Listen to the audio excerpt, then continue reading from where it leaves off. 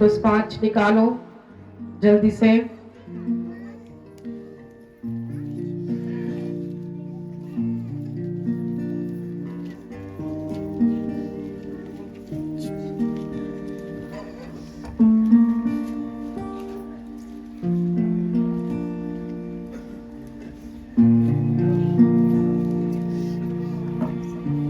मरकुस 5 की साइड से मैं पढ़ूंगी, सभी अपनी बाइबल पर देखें।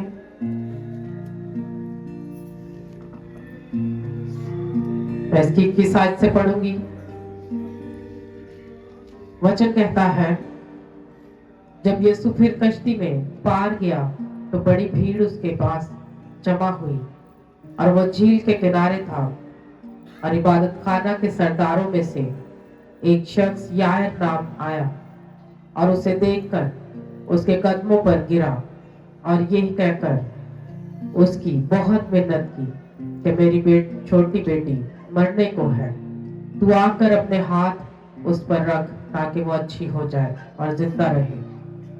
बस वो उसके साथ चला और बहुत से लोग उसके पीछे हो लिए और उस पर गिरे पड़ते थे।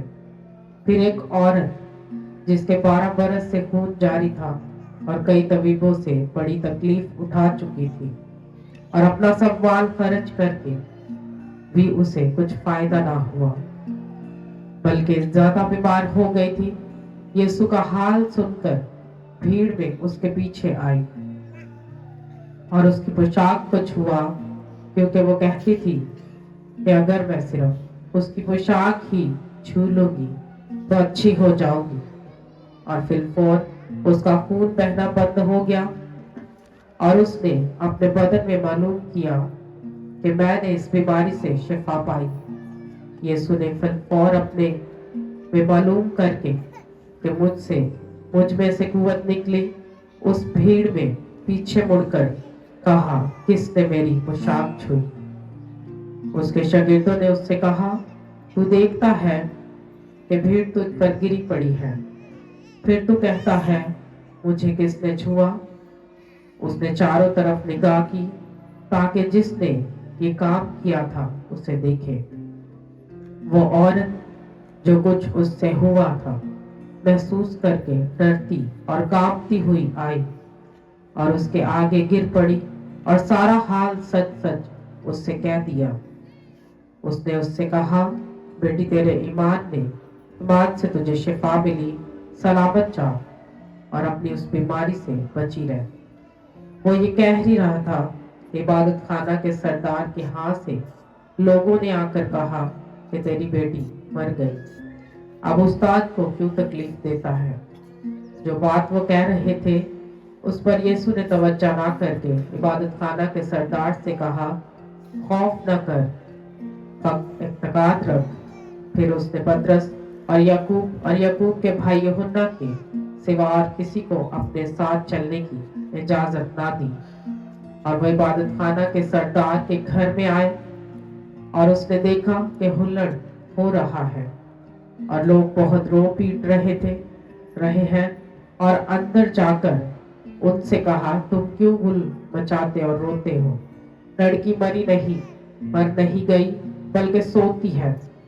वो उस पर हंसने लगे, लेकिन वो सबको निकाल कर लड़की के माँ बाप को और अपने साथियों को लेकर जहाँ लड़की पड़ी थी अंदर गया और लड़की का हाथ पकड़कर उससे कहा, तितलिया कौमी, जिसका तर्जमा है आए लड़की, मैं तुझसे कहता हूँ उठ। वो तलीता कौमी को बोला, आए लड़की, मैं तुझसे कहता हूँ उठ। वो लड़की फौरन उठकर चलने फिरने लगी, क्योंकि वो 12 बरस की थी। इस पर लोग बहुत ही हैरान हुए। फिर उसने उसको ताकीद से हुक्म दिया कि ये कोई न जाने और फरमाया कि लड़की को कुछ खाने को दिया जाए। सब बोले आमीन, हालेलुया। बाइबल कहती है कि प्रभु यीशु मसीह जब बड़ी भीड़ को चंगा करके झील के किनारे बैठे थे, और जब प्रभु यीशु मसीह बैठे थे तो इबादत खाना के बड़े सरदारों में से एक बंदा प्रभु यीशु मसीह के पास आया और उसके कदमों पर गिरा और उससे मिन्नत करने लगा कि मेरी लड़की मरने को है और तू चल और उसे चंगा कर। और बाइबल कहती प्रभु यीशु मसीह ये बात सुनकर कि उसकी लड़की मरने को है, एक बड़ा वो बंदा है जो खुद इबादत खाना में खिदमत गुजार है, उसके संग चले। और बाइबल कहती कि बहुत सारे और लोग, भीड़ के लोग भी प्रभु यीशु मसीह के साथ थे। इन लोगों को हर वक्त देखने की रहती थी कि हम देखें कि कौन सा काम प्रभु यीशु मसीह से होता। तो बाइबल कहती कि जब प्रभु यीशु मसीह रास्ते में जा रहे थे और लोग इतने भीड़ में थे कि वो प्रभु यीशु मसीह के ऊपर गिरते थे, और एक औरत जो बिल्कुल टूटी हुई थी अपनी बीमारी के कारण और बहुत सारा पैसा खर्च कर चुकी थी बीमारी के ऊपर, और फिर भी कोई डॉक्टर से इलाज नहीं हुआ, सब तरह की मेडिसिन खा खा के थक चुकी थी और कोई आराम नहीं आया। और बाइबल कहती है उसको डर था इस बात का कि मेरी शर्मिंदगी लोगों पे जाहिर ना हो जाए। लेकिन बाइबल कहती कि जब सब जगह धक्के खाकर कोई आराम नहीं आया था, तो उसने जो प्रभु यीशु मसीह के बारे में सुन रखा था, उसने इस भीड़ को फॉलो किया।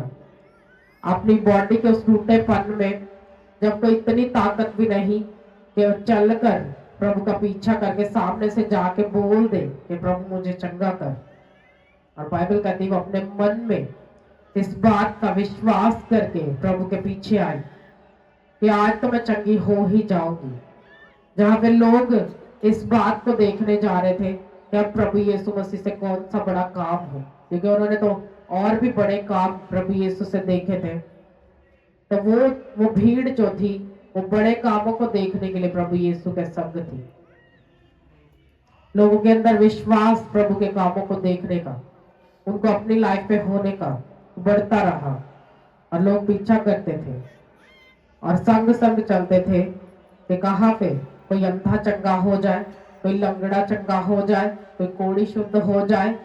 ऐसा विश्वास लोगों के बीच में। और बाइबल कहती है उस भीड़ को कोई परवाह नहीं, तो उन्होंने कब से खाना खाया, कब से भूखे और कितना लंबा चलना पड़े, लेकिन प्रभु यीशु मसीह की ऐसी स्ट्रॉन्ग मिनिस्ट्री जहां पे अंधे की आंखें बना दी, लोग पीछा करने लगे, सिर्फ चंगाइयों के लिए नहीं, प्रभु यीशु मसीह को अपना जीवन देने के लिए। हालेलुया। और जब वो पीछा करके आए तो इतनी भीड़ में मालूम नहीं पड़ा कि किसने छुआ। और बाइबल कहते उसने गिरते हुए लोगों को चीर कर, उस बड़ी भीड़ को चीर कर प्रभु यीशु मसीह के वस्त्र का एक धागा, एक छोटा सिंगल धागा छुआ और हीलिंग एंटर की। और प्रभु यीशु मसीह रुके और पूछने लगे कि मुझे किसने छुआ। और शागिर्द बताते कि प्रभु तेरे ऊपर तो लोग गिरते, फिर भी तू पूछता कि मुझे किसने छुआ। और प्रभु यीशु मसीह ने कहा कि किसी ने मुझे विश्वास से छुआ, किसी ने मुझे अपने हीलिंग के फेथ से छुआ कि आज जब मैं आया हूं तो आज मैं चंगा होकर ही जाऊंगा। हालेलुया। ऐसा फेथ जिसने प्रभु को छुआ और प्रभु में से वो चंगाई निकली, और वो चंगाई उसकी 12 बरस की पुरानी बीमारी के लिए थी। हालेलुया। लोगों को लगता है कि प्रभु रात को दर्द हो, सुबह उठ के चढ़ जाए तो ठीक हो जाए, लेकिन प्रभु वो चंगा करने की भी सामर्थ रखता है। लेकिन सबसे बड़ा काम जो प्रभु हमारी लाइफ में करता वो ये है कि वो हमारी शर्मिंदगियों को दूर करता है। जहाँ तो प्रभु यीशु मसीह एक लड़की को चंगा करने रहे थे जो कि मरने को थी, लेकिन क्या प्रभु यीशु मसीह इस बात की तैयारी करके जा रहे थे कि अभी रास्ते में से गुजरूंगा तो एक 12 बरस से जो लहू बहने वाली औरत है वो मुझे छुएगी और चंगी हो जाएगी? ऐसा नहीं। लेकिन बाइबल कहती वो विश्वास, वो फेथ जो उस औरत के अंदर बढ़ चुका था, इस बात को सुन के कि कितने लोग प्रभु के पास और वो चंगे होकर गए। तो जब मैं अपनी लाइफ की शर्मिंदगी में आऊंगी, मैं फेथ दिखाऊंगी। हालेलुया। मैं अपनी लाइफ से फेथ दिखाऊंगी कि प्रभु मुझे चंगा करे।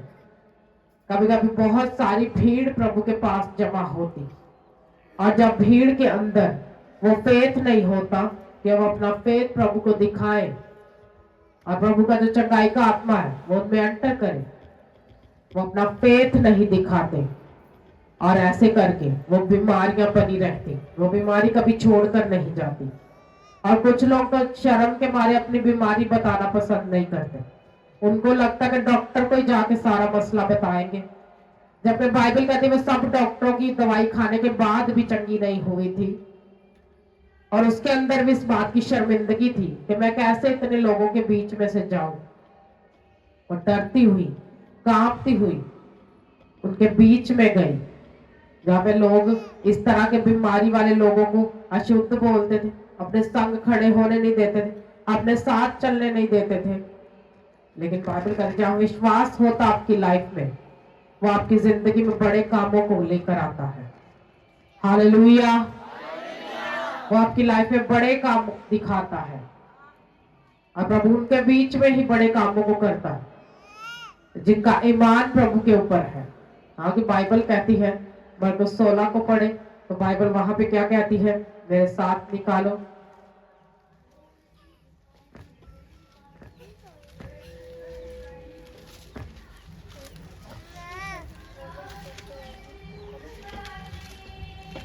मरकुस 16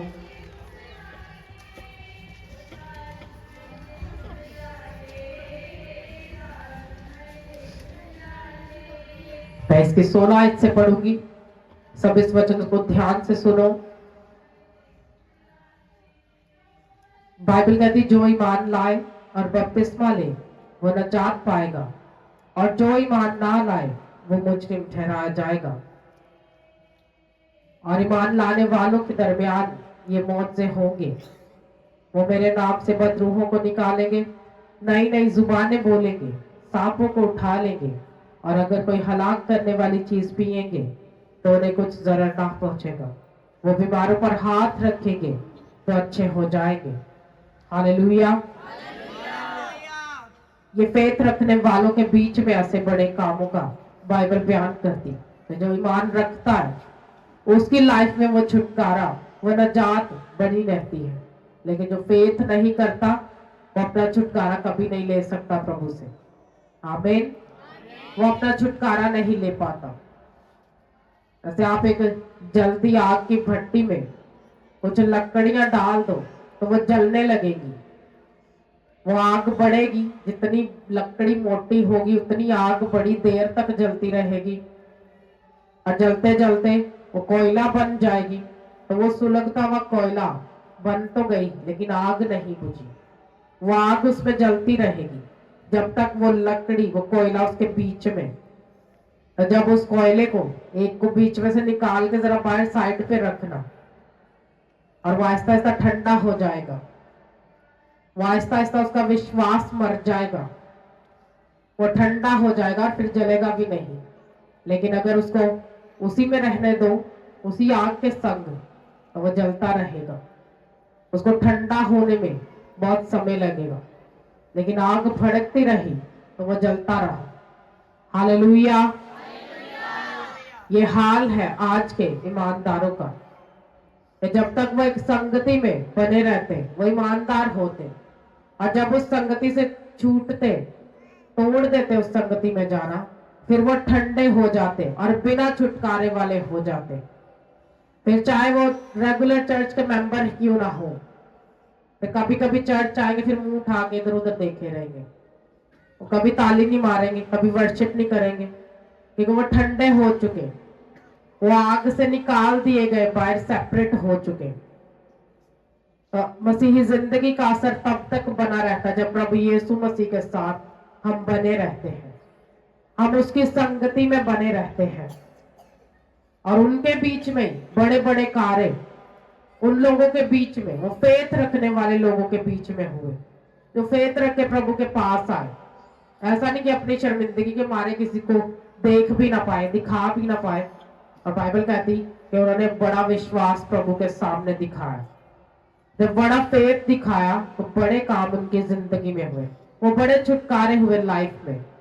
लेकिन मसीहियों का छुटकारा एक समय तक होता, उसके आगे कोई छुटकारा को चाहिए भी नहीं। आज के ठंडे मसीहियों को कोई छुटकारा नहीं चाहिए। उनको लगता है कि जेब में जो है ना वही उनका छुटकारा है। वो सब काम पैसे से चलाना जानते हैं। लेकिन आपकी हीलिंग, वो जिससे डॉक्टर भी उस रिपोर्ट को बोल दे, रिपोर्ट में कुछ भी नहीं आया और बीमारी तब भी आपको दुख होता ही रहे, वो तब भी दर्द ना छोड़ के जाए, तो फिर वो शैतान जो स्कैनिंग में नहीं आता, वो चर्च में स्कैन किया जाता है। हालेलुया। उसकी स्कैनिंग चर्च में ही होती, जिसकी किसी रिपोर्ट में नहीं होती। इस बीमारी का पता आपको डॉक्टर से ना पता चले, लेकिन कुछ ऐसे भी साइंस और वंडर्स हैं जो प्रभु ने किए। ये जन्म से आंखें नहीं बनी, सब डॉक्टर्स बोल रहे हैं तो आंख नहीं बनी तो देखेंगे कैसे? हाँ, तो जब प्रभु आपके अंगों को बनाना जानता है तो उसको ये भी मालूम है कि जहां आपका विश्वास मरा हुआ है वहां कोई रिजल्ट भी नहीं लाइफ में। जहां फेथ है जिंदगी में, कि प्रभु ही हमारे सब कामों को करने की ताकत रखता है। आप चलते रोज सुबह उठ के फेथ से, आप अपना खाना भी फेथ के साथ खाते हो, इसको खाने के बाद में बीमार नहीं। बहुत सारे लोग खाना खाते और उसके बाद फिर स्टमक की मेडिसिन भी खाते। सोचो जरा, वो खाने से हील होने वाला स्टमक मेडिसिन से और ज्यादा खराब हो जाता है। लेकिन वो लोग जिनको अपने स्टमक को अपने खाने पीने के हिसाब से सही चलाना नहीं आता, वो सदा के बीमार बने रहते और बीमारी में वो दवाइयां खा खा कर और ज्यादा अंदर से जल जाते। बहुत सारे ऐसे लोग जिनका स्टमक प्रभु ने फास्टिंग में हील किया। हाँ, समेत मुझे भी प्रभु ने फास्टिंग में छुआ। बहुत सारे प्रभु के दास जिनकी गवाहियां हैं, स्टमक खराब थी, जब प्रभु में आए, सेवा शुरू की, फास्टिंग की, तो स्टमक ठीक होना शुरू हुआ। यानी कि वो खाने जिनके आपके मैदे को जरूरत नहीं थी, जब वो नहीं खाए तो वो ऑटोमेटिकली वो हील हो गया। हालेलुया। लेकिन हमें हर तरह की हर चीज खाने की आदत है, हर चीज को खाने की आदत है। ये वो जो बाजार से पैकेट्स में मिलती चीजें है ना, वो बोतलें, वो गंदी नस्ल की जो आजकल चलती, वो सब पीने की गंद आदत है। तो जब इस तरह की चीजें पीते हो, वो बीमारियों को जन्म देती है आपके अंदर। तो अगर आप स्टमक के रोगी हो सालों से और दवाई खाने के बाद भी हील नहीं हुए, थोड़ा रोजा रखना शुरू करो। कोई हफ्ते में 3 दिन रखो। हाँ, 3 दिन नहीं रख सकते तो रोज के 3 दिन करके रखो। फिर अपने स्टमक का हाल देखना, वो आपको खुद ब खुद रिजल्ट देना शुरू हो जाएगा। लेकिन हमें अपनी लाइफ पे पवित्र आत्मा के द्वारा चलने की आदत नहीं, हमें प्रभु को विश्वास दिखाने की आदत नहीं। हम सहारा ले लेते दवाइयों का और फिर डूब जाते। फिर ईमान का जहाज तो पहले डूबा होता है, फिर हम खुद भी डूबने लगते हैं उस बीमारी में। आमीन। लेकिन बाइबल क्या कहती है कि जो इस बात में फेथ ही ना करे, कि जिसका फेथ ही प्रभु के कामों के ऊपर ना हो, कि जो जब हम फेथ कर लेंगे तो ऐसे ऐसे काम हमारी लाइफ से होंगे, तो वो लोग मुजरिम ठहराए जाएंगे। बाइबल के अकॉर्डिंग वो लोग मुजरिम हैं जिनका फेथ प्रभु के कामों पे नहीं, जिनको अपनी लाइफ में रिजल्ट प्रभु के ऊपर फेथ रख के लेने की आदत नहीं। देखो, अपनी लाइफ का रिजल्ट बस सब काम पैसों से कराने। हाँ, दुनिया में कहां कहां सिफारिश नहीं चलती बताओ। हस्पताल में जाओ, उत्थे भी सिफारिश लवानी। हाँ, नॉर्मल जो डॉक्टर ਨੂੰ चेकअप करवाने वास्ते उत्थे भी सिफारिश चाहिए सानू। हाँ, तो बिल पे करन चले जाओ, उत्थे भी सिफारिश। हाँ, तो सोचो कितनी घटिया किस्म की हरकतें हम करते। हमारा फेथ मरा है, फिर इस तरह की हरकतें हम करते। हमें फेथ से काम करने की आदत नहीं। एक जो ईमानदार है उसको मालूम ही नहीं कि मैंने जिधर को मुंह करना, मेरे सारे काम होने, मेरे रास्ते ओपन है, मैं जिस काम को छूंगा मेरे लिए हो जाएगा। हालेलुया। तो जब ऐसा फेथ नहीं है तो फिर अपने टोटके लगाते जाओ, फिर श्रापित लाइफ जियोगे। वो श्रापित लाइफ जो वो आम लोग भी नहीं जीते, हाँ, जो गैर मसीही भी नहीं जीते, उनकी लाइफ देखो। और हमें बहुत गंदी आदतें हैं, हाँ, लाइन में लगने की, राशन लेने की गंदी आदत है। जबकि मालूम है कि प्रभु ने आदम को ब्लेस किया, उसके हाथों के कामों को ब्लेस किया, तो हाथों के काम कब फलेंगे, कब वो फल लेकर आएंगे हमारी जिंदगी में? जब बोना आएगा लाइफ में, जब आदम को बोना आ जाएगा कि मुझे समय पे बोना है ताकि मैं समय पे अपना फल काटूं, तो आदम को बोना नहीं आता, इसलिए आदम के हाथों के काम सारे बंद हैं और वो डिपेंड कर रहा राशन लाइन पे, और वो सदा का राशन लिस्ट में खड़ा हुआ। उसको मालूम नहीं कि मैं प्रभु में फेथफुल पर्सन हूं, मुझे ईमान से जीने की आदत होनी चाहिए, मुझे फेथ रख के प्रभु के कामों पे जो बातें, जो चीजें मेरे मुंह से बोलने से हो जानी, उसको राशन लाइन में लग के क्यों करना, उसको वो श्रापित जिंदगी क्यों जीनी? बताओ। हाँ, जो चीजें आपने प्रेयर में अपने लिए खोल ली, जो बरकतें, वो बरकतों का हेवन जो प्रेयर में खुलना है, अगर वो मुंह से बोलोगे नहीं, वो आपके लिए कभी खुलेगा नहीं। हालेलुया। जब तक उन बीमारियों, उन शापों को तोड़ोगे नहीं मुंह से, वो कभी टूटेंगे नहीं।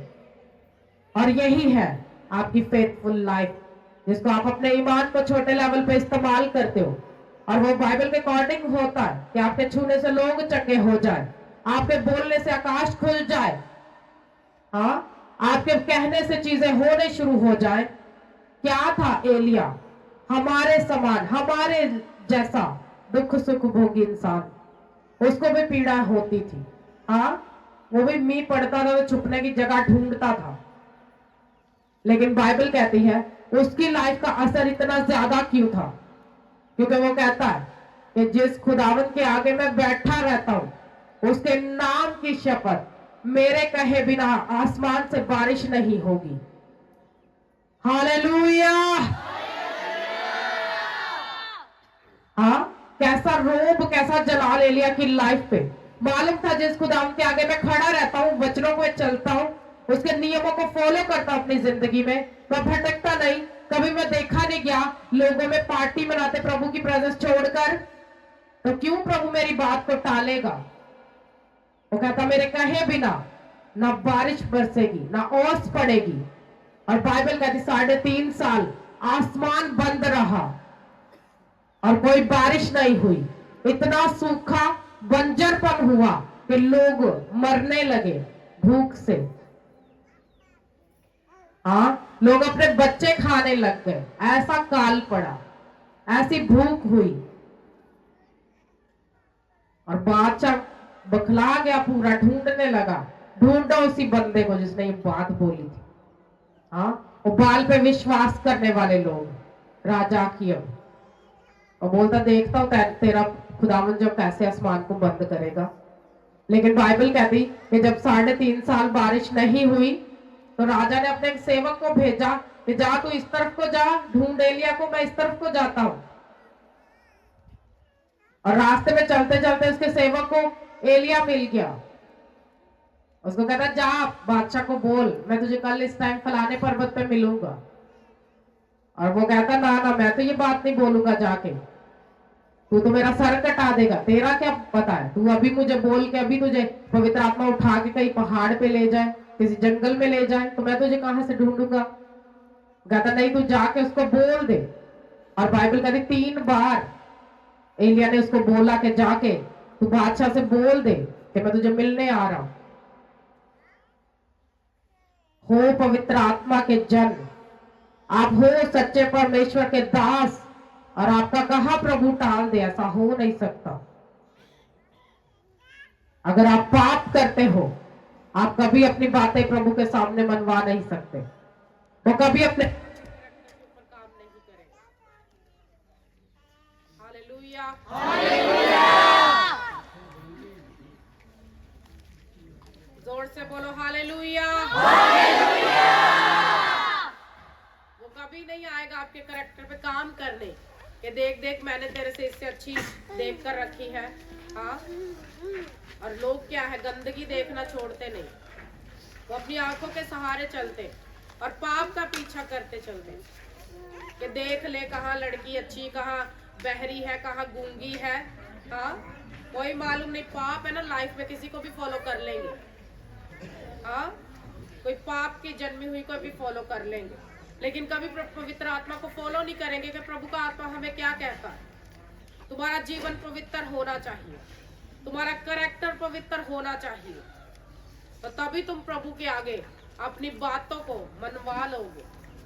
और जब कह दोगे एक सिंपल सा वर्ड ही, हाँ, क्या था इजराइल में कि सभी लोग जो थे वो बाल के पुजारी होते जा रहे थे और लोगों ने प्रभु पे विश्वास करना छोड़ दिया था।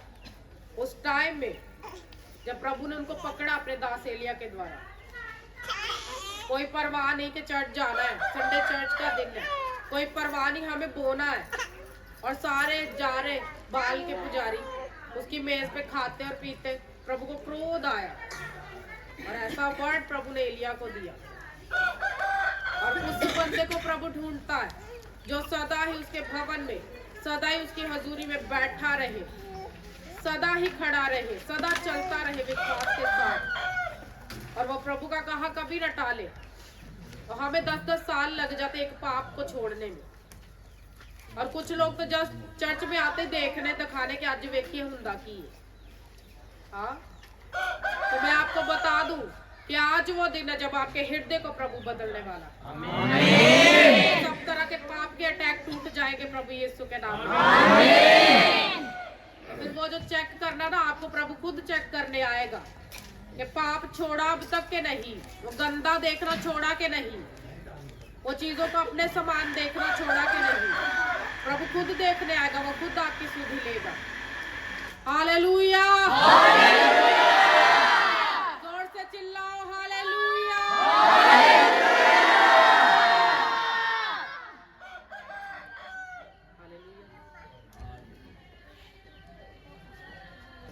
हालेलुया। प्रभु देखता है कि कहाँ मेरा जन है, कहाँ कोई है मेरी आवाज सुनने वाला। और बाइबल कहती जब आसमान बंद हो गया ना, पानी का कोई सोर्स नहीं रहा, लोग मरने लगे, तो ढूंढने लगे उसी एलिया को कि उसको ढूंढे कि वो फिर से भविष्यवाणी करे और स्वर्ग खुले। हाँ, फिर प्रभु बड़े बड़े बादशाह को भी घुटने टिका देता अपनी हजूरी में, बड़े बड़े क्रोध जो विरोध करते प्रभु का, उनकी भी समझ को खोल देता जो बंद पड़ी होती। जब प्रभु क्रोध करने पे आता है, जब अपना गुस्सा दिखाता है, जो वचन पे भटकते और वचन से भटकाने का कारण होते, प्रभु उनको भी सीधी राह पे लेके आता है। हालेलुया। आज के लोग जो है वो सबसे ज्यादा चर्च में आके बोलते कि असी वेखने वाला पास्टर दे कोल की हाँ किन्नी क बरकत है तुसी देनी। हाँ, वो देने वाला तो परमेश्वर है, उसका मुकाबला क्यों करते हो? अपने पाप पे नजर करो, उसको छोड़ने का प्रयास करो अपनी लाइफ से, उसको छोड़ो अपनी लाइफ से। वो 10-10 साल एक पाप में पड़े रहते, क्यों नहीं मन फिर आते उससे? क्यों गंदा बोलना छोड़ते नहीं और पास्टर की गलतियां निकालनी शुरू कर देते? हाँ, अपने अंदर एक असर पैदा करो, अपनी मसीही जिंदगी को असरदार बनाओ कि जिसको छू लो लोग चंगे हो जाए। हाँ, जब बोलो तो वो होना शुरू हो जाए, वो रुकी हुई चीजें होना शुरू हो जाए। लेकिन ऐसा बल हमारी लाइफ में हमने नहीं लिया। हमारा तो आधा महीना, आधा दिसंबर तो सारा शॉपिंग करते निकल जाना है, और फिर गवांडियों के पास, आस पड़ोस रिश्तेदारों को भी तो मिलने जाना है। तो कब प्रभु में हम खड़े होंगे कोई 10 घंटे प्रार्थना के लिए? कौन सा टाइम होगा हमारे पास पवित्रताई से प्रभु के सामने अपने मन के विचारों को खोलने के लिए कि प्रभु ये साल जो मेरी लाइफ में स्टार्ट होने जा रहा, मैं तेरी सेवा में समर्पण करता हूं। आप पता मेले घूमने सारे, तो जब घूमोगे, जब चक्करों में रहोगे, तो प्रभु अपने स्वर्ग को बंद रखेगा, वो खोलेगा नहीं उसको। वो स्वर्ग आपकी लाइफ में उस दिन खुलना शुरू हो जाएगा जिस दिन आप वचन की सुन के उसको चलोगे, अपनी मजबूरियों से बाहर आकर अपनी उन शर्मिंदगियों से बाहर आकर प्रभु के वचन पे चलोगे, उसकी आवाज को सुनोगे और मन लगाओगे प्रभु की ओर, फिर निराशा में चलना नहीं होगा, फिर वो निराशा टूट जाएगी प्रभु यीशु के नाम में। आपका हालेलुया ऊंचा होना चाहिए चर्च। चलना चाहते हो ऐसे 12 साल के रोगी के जैसे, जिसको शर्मिंदगी अपनी लाइफ की, वो भूल चुकी कि आखिरी टेस्ट कब कराया था। इतने साल 12 साल हो गए कि बीमारी में, शर्मिंदगी में चलते हुए, और कह लो कि बॉडी में ब्लड की भी कह लो कि 2-4% ही रह गया होगा, इतनी कमी हो गई होगी। लेकिन लोगों को चलने की आदत नहीं प्रभु में, उनको बस इधर से आए, हाँ काम निकलवाया प्रभु से, और उसके बाद हम प्रभु के नहीं हैं। उसके बाद मिलेंगे हम किसी गंदी जगह पे बैठे, चुगली करते, पाप करते, हाँ, या फिर पूरी मंडली बना के है निक्के जे फोन दे उत्ते बड़ा सारा एक गंद वेखते हैं। हाँ, लोग ऐसी मंडलियां बनाते, लोग प्रेयर की मंडली क्यों नहीं बनाते? तुम्हारे घरों में जो बीबियां वेली होती, उनके पास फोन रखा हुआ गंद देखने के लिए दुनिया जहान का, उनको प्रार्थना में बिठाओ, अपना टाइम जो बेस्ट टाइम है प्रेयर में लगाओ, प्रभु से मांगो कि वो तुम्हारी समझ को खोल दे। वो शैतानी समझ है, उसके सहारे हम चलते, वो टीवी ड्रामा उसमें कुछ नहीं रखा हुआ, पाप है, आपकी आंखों को, आपके फोकस को खराब करता, और कभी प्रभु में चलने नहीं देता, आपको कभी प्रभु का बेटा और बेटी नहीं रहने देता। वो दोस्त इकट्ठे होते गंदी बातें करने के लिए, क्यों वचन की बातें नहीं है आपके पास करने के लिए? क्योंकि हम उनको पढ़ते नहीं। हम वचन को कोई 10 घंटे नहीं पढ़ते, 10 घंटे छोड़े 1 घंटा नहीं पढ़ते। ये प्रभु के समझ मांगे, ये वचन पढ़ के समझ आनी है, गंदी बातें करने से समझ नहीं आएगी। फिर घरों के और चक्कर होंगे, फिर बाहर के और होंगे, फिर सब तरह की निराशाएं फॉलो करती होंगी। आज जो भी लोग, जितने भी लोग टीम में आए ना, उनकी सबकी एक प्रॉब्लम है। वो तो चर्च आते हैं, उनके घर वाले नहीं आते, उनकी फैमिली वाले नहीं आते। मैं उनको पूछ रही था, फैमिली वाले सारे मसीही ही है ना? हाँ, मैनू तो लगते बुद्ध मजहब ने, तो उनको चर्च जाने से प्रॉब्लम नहीं, उत्थे नहीं जाना। हाँ, असं इतने दीवे बाले, इतने नहीं जाना। वो शैतान है बसा हुआ, जो आपको चर्च नहीं आने देता। और ढीठपन की आत्मा है, जो प्रभु की बादशाही में आपको एंटर नहीं होने देती। वो शैतान ही जोर लगा रहा है। ऐसा विरोध तो और लोग करते, गैर मसीही करते, तो घर के लोग ही गैर मसीहियों जैसा व्यवहार करते। ऐसा ही है ना? और असी सारे किते नहीं जाते, तुसी भी नहीं जाना। हाँ, चर्च जाने को कोई वैल्यू नहीं। उस शैतान का रोज मुंह तोड़ो, सुबह उठ के 1 घंटा, रात को सोते समय 2 घंटा तोड़ो मुंह। हाँ, फिर वो तुम्हें कभी चर्च से रोकने नहीं पाएगा। रिश्तेदार का मुंह नहीं तोड़ना, शैतान का तोड़ना है प्रेयर में। आपकी प्रेयर में कमी, इसलिए लोग आपको रोकते चर्च आने से। और जिस दिन प्रार्थनाओं में बैठना सीख जाओगे पवित्र मन के साथ, कोई शैतान नहीं होगा आपको चर्च आने से जो रोक पाए। हालेलुया, जोर से चिल्लाओ हालेलुया। बस बहाने वाली लाइफ है साढ़े को, बहाने, इतने बहाने, वो बहाने बात स्वर्ग नहीं जाएंगे। बाइबल उन पे केस करती है, उन्हीं घर के लोगों पे जिन्हें आप कभी चर्च जाते ना, तो कभी जीवित चर्च जान देते। हाँ, एक छोटे बच्चे की लाइफ बर्बाद करने पे तुले, तो उसको कभी प्रभु के वचन ना पता चले। वो खुद कभी बादशाही में सोचो, उस ठंडे चर्च जाके आपको क्या मिला, कर जीवन बदला, जिसमें आप 20-25 साल से बैठे रहे, एक भी ब्लेसिंग नहीं, एक भी हृदय नहीं बदला, फिर भी क्रोध तक उसी करते ही हो, है ना? एक ही घर में 2 फैमिलीज रहते, आपस में उनकी बनती नहीं। अब्बे को बच्चों के पाप नहीं पता होते, तो रोज क्या चोरी, क्या मार धाड़ करके लाते, कोई पता नहीं। तो चर्च है, आपका जीवन बचाता है। और अगर जीवन चर्च ही जाके नहीं बचा, वो नाश हुआ, वो नशे छोड़कर नहीं गए, तो फिर राह गलत है, उसको दुरुस्त कर लो समय पे। मौका दे रहा प्रभु, बाज आ जाओ, उन पापों से छूट जाओ। और कुछ लोग वो पास्टर्स को खुश करने चले थे, नहीं मैं पास्टਰਾਂ ਨੂੰ खुश रखीदा, खुदावन भावे ਤੁਹਾਡੇ ਤੋਂ ਰੁੱਸੇ ਆ ਰਹੇ ਤੁਸੀਂ पास्टर बना के रखियो। हाँ, उनको मालूम नहीं कि प्रभु की प्रेजेंस सबसे जरूरी है, वो पास्टर से भी ज्यादा जरूरी है। कि अगर प्रभु ही आपसे खुश ना हुआ तो वो पास्टर तो एक इंसान है जो गलती करता है और प्रभु उसको भी मारता है। क्या होगा आपकी लाइफ में, कहां बढ़ना होगा, कैसे चलेंगे?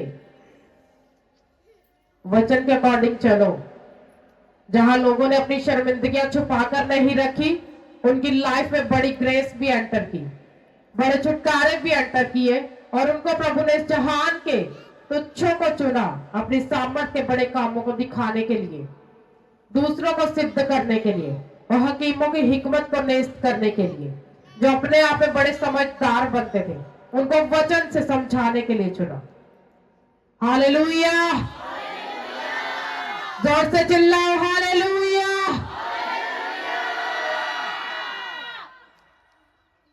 और आपकी लाइफ की सबसे बड़ी गलती, जहां हम बोते नहीं वहां विश्वास बढ़ता नहीं। और जब सेवा बोते हो आपकी प्रॉब्लम्स खत्म होती, आप सेवा करते प्रभु के घर में, आपकी खिजाहट खत्म होती, प्रॉब्लम्स खत्म होती लाइफ से। आप बोते विश्वास के साथ, आपकी घटियां दूर होती है, वो कमियां दूर होती है। और बोना वो नहीं कि दिखा दिखा के बोइए, बोना वो है जो प्रभु के घर में पवित्रताई से बोया जाता है, और वो प्रभु ही कामों में इस्तेमाल किया जाता है। ये नहीं कि रोज पास्टर रोज ही कहे कि बोवो, हाँ, और कलीसिया पे जहाज बोने का वो शू करके गुजर जाए, कोई असर नहीं। और जिस दिन उस जहाज में से कोई बम गिरा ना लाइफ पे, हाँ, कोई फजूल खर्ची का, बीमारी का, आप ही समझ आ जानी शैतान ने ਤੁਹਾਡੇ गिफ्ट किवें चुराए। और दो औरतें जो रात को सो रही थी ना, हाँ, सोते समय एक का बच्चा मर गया, ऊपर चढ़ गई थी, उस पर लेट गई थी, और बाइबल कहती उसने मरा हुआ बच्चा उठा के दूसरी के साथ डाल दिया और उसका जिंदा उठा के अपने साथ डाल लिया। और जब राजा के पास आई और जिसका बच्चा था वो रोने चिल्लाने लगी कि मेरा बच्चा तो जिंदा था। और वो औरत जिसका मर गया था, जिसने ब्लेसिंग बदल ली थी, रात को सोते समय वो बोल रही थी कि नहीं ये मेरा है। तो बादशाह जो बड़ा बुद्धिमान था, उसने कहा एक बड़ी तलवार ला के मुझे दो, हाँ, मैं इसके दो हिस्से करता हूं, एक तू रख लेना, एक तू रख लेना। तो इस पर वो औरत जिसका वो बच्चा था वो बोलने लगी कि नहीं बादशाह, इस बात पे रहम कर, ये बच्चा इसी को दे दे, कम से कम ये जीता तो रहे। और बादशाह को मालूम पड़ा ये उसी का है जिसके दिल में रहम आया। शैतान आपकी बरकतें सोते में चुराता है, सेम लाइफ ऐसे ही उस औरत के जैसे। जब सो रहे होते हैं ना विश्वासी, और उधर सारे जगत च यसु यसु हो रही, विश्वासी सो रहे, हाँ, और रात को नशा करके सो रहे, कुछ भी गाला कट के सो रहे, बस सो रहे पाप में, कोई परवाह नहीं कि हमें जागना है, हमें प्रार्थना में उठना है, बल्कि उन्होंने का भी विरोध करते जेडे रात को उच्ची उच्ची प्रेयर करते। मैं तो कहूंगी ज्यादा किया करो, हाँ, कितना कि दिन शैतान आपको तंग करेगा, हाँ, बस उस दिन जिस दिन तक आप हटे नहीं और आप पाक पवित्र ठहरोगे, आप पास हो जाओगे पहले पड़ाव में, और शैतान का मुंह बंद हो जाएगा, वो आपको रोकने नहीं पाएगा। सोचो ਤੁਹਾਡੇ ਮਹੱਲੇ ਚੱਡੀ ਲਾਲਾ ਲਾਲਾ ਰਾਤ ਨੂੰ ਹੁੰਦੀ ਤੇ ਉੱਥੇ कि 2 घंटे प्रेयर नहीं हो सकती ऊंची आवाज से? बताओ, होनी चाहिए ना। शैतान का मुंह प्रेयर से तोड़ेंगे ना, और ਵੱਟੇ ਲੈ ਕੇ ਜਾ ਕੇ ਤੇ ਮਾਰਾਂਗੇ नहीं ਆਪਾਂ ਉਹਨੂੰ कि वो साडा सिर फाड़न ਨੂੰ आए, है ना। तो प्रेयर में मुंह खोलो। आपको जब चर्च में आदत हो जाएगी प्रेयर में आप ऊंची आवाज में दुआ करने की, आप अपने घरों में भी कर पाओगे, फिर ताड़ी लाइफ का जरा दुखी शैतान है ना बाहर आएगा।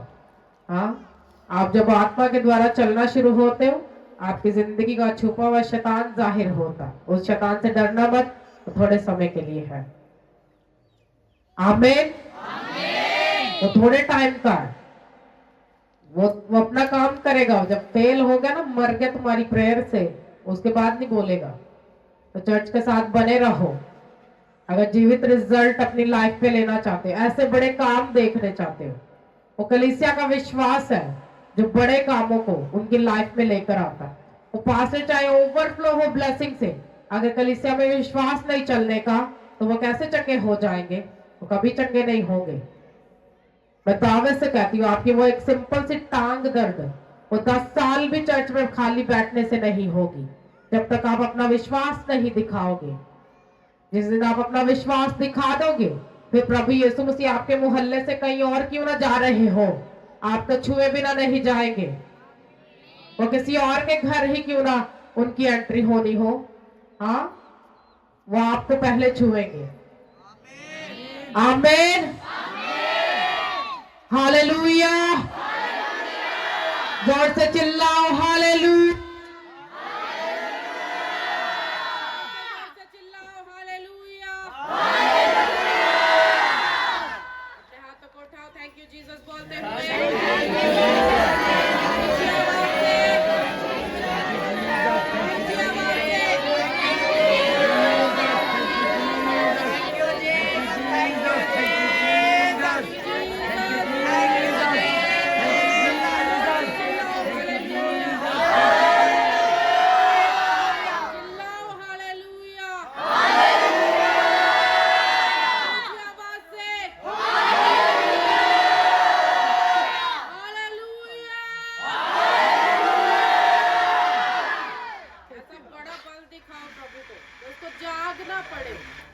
उसको कोई आपके लिए स्टेप लेना पड़े, ये ना है कि प्रभु भी सुत्ता ही रह जाए। ओके, इन्हां नूं ते परवाह नहीं। हाँ, इन्हां दे महल्ले तो चुप करके लंघ जाओगे।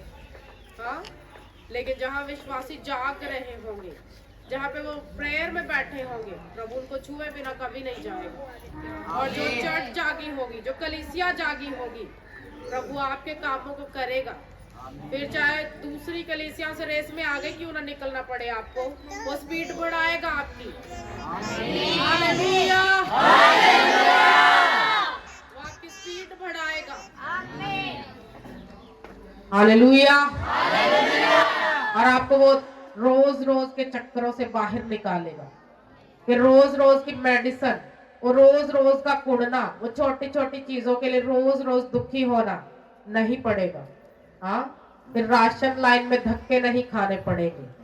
फिर आपके काम, आपके बिजनेस इतने ब्लेस होंगे, हाँ, आप उसको पूरा मजा लेने पाओगे। आमीन।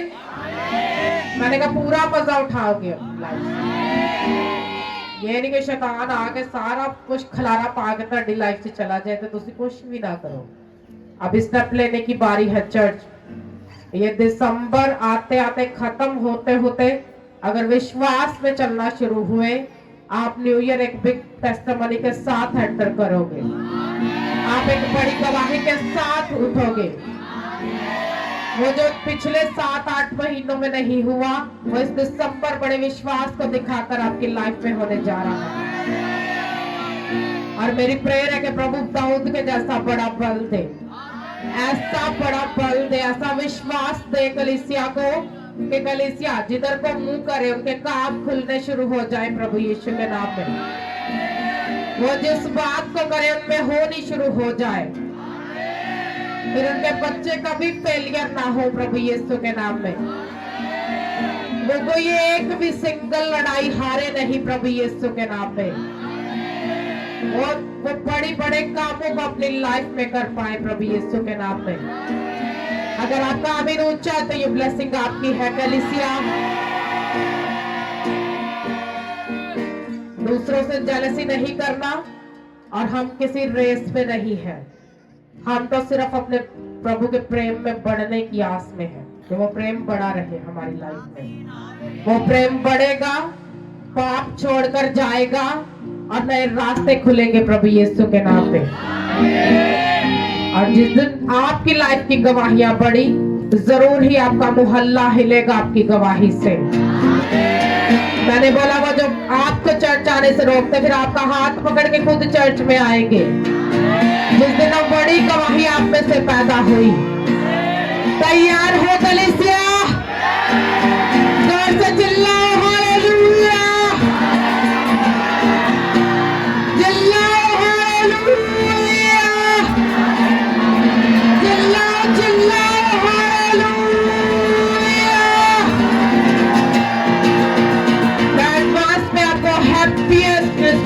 करने का फैसला देती है। इसलिए आप कभी निराश नहीं रहोगे। चिल्लाओ चिल्लाओ हालेलुया।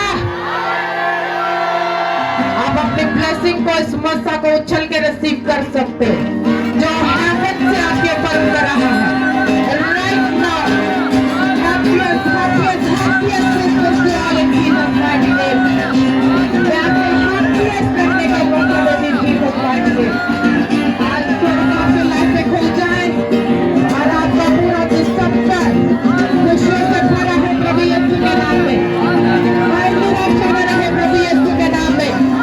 उछलो उछलो receive करो promise अपनी लाइफ में। receive in Jesus mighty name। उछलो और भर जाओ आज के साथ प्रभु यीशु के नाम में। भर जाओ गुड न्यूज के साथ प्रभु यीशु के नाम में। वो बड़ी गुड न्यूज आपकी लाइफ का हिस्सा है। गुड न्यूज आपकी लाइफ का हिस्सा है।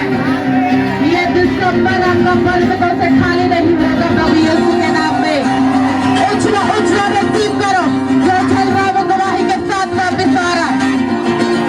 रिसीव करो चल के आपकी बीमारी आपको छोड़ने जा रही प्रभु यीशु के नाम में। वो शर्मिंदगी आपको छोड़ के जा रही right now Jesus mighty name. Receive करो पाए वो जो गुड न्यूज की आपकी लाइफ के ऊपर। रिसीव करो जीसस माइटी नेम।